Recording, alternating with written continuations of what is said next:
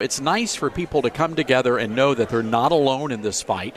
And it's a message that I talk about in my commentaries and my column, this idea that if you stand together, the Baptists and the Presbyterians and the Wesleyans and the Lutherans, everybody stands together. We have a mighty, powerful voice.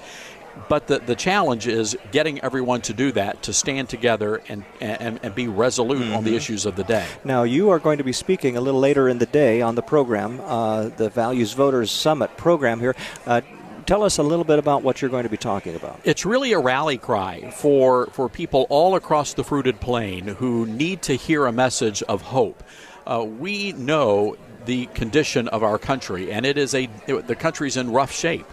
But there is hope, and of course we know as believers in Christ that our hope is not found in Washington, D.C., but it's found in our relationship with the Lord. And I hope to convey that message and really encourage people to get out and vote. That is the most important thing.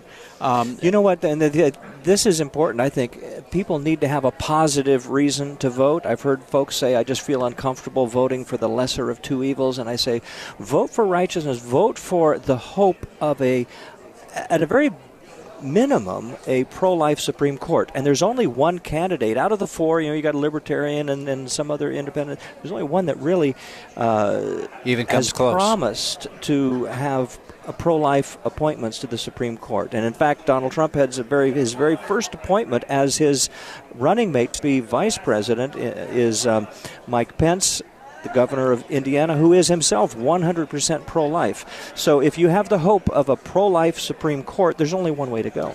That's true. And beyond the Supreme Court, I know the importance of the court, but it's the lower courts. The president will be making appointments to the lower courts, and that's where you have a lot of these crazy and outrageous decisions that are blatant attacks on Christianity. And you look at the Ninth District in California, for example, some of the rulings coming down, we can expect more of that if Hillary Clinton is elected. We know exactly what kind of a justice she will appoint to the bench, and it is going to be bad news for Christians in America. And I will say this, gentlemen. If Hillary Clinton is elected, we don't just lose the Supreme Court for an election cycle. We will lose it for generations. Yes. Generations. That's what's at stake here. And decisions will create precedents that'll be almost impossible to overturn in future generations. You know, the opening session today, the opening breakfast featured David Barton and George Barna. And George Barna, of course, most people know him as the Christian researcher.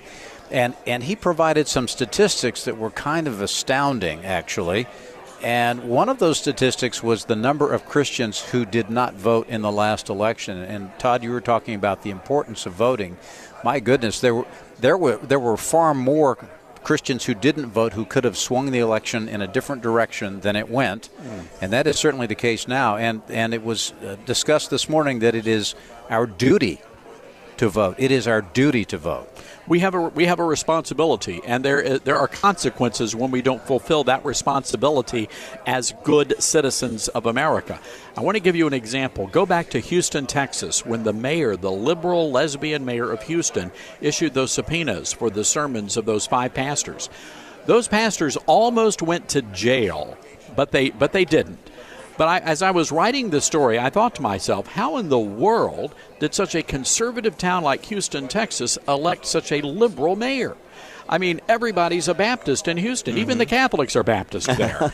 And so when we broke down the voting records, when we broke down the vote, we determined that an overwhelming majority of Christian voters in Houston stayed home on Election Day.